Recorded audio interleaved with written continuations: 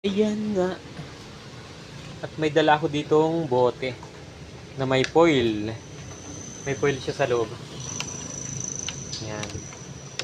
Bali, nakita ko to dun sa kabilang tindahan. Ilagay ko daw dito para umalis daw yung mga langaw. Ayan, foil yan na may tubig. Bali, nung nilagay ko yan dyan, aba, itigtib nga.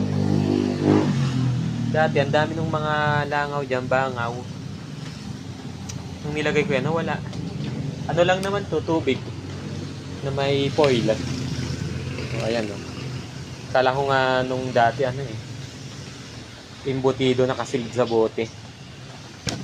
Pala foil lang. Pangtaboy daw sa bangaw.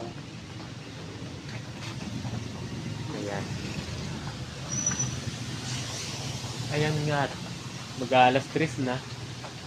Magliligpit na tayo. Kasi wala na rin namang kakain yan. Okay.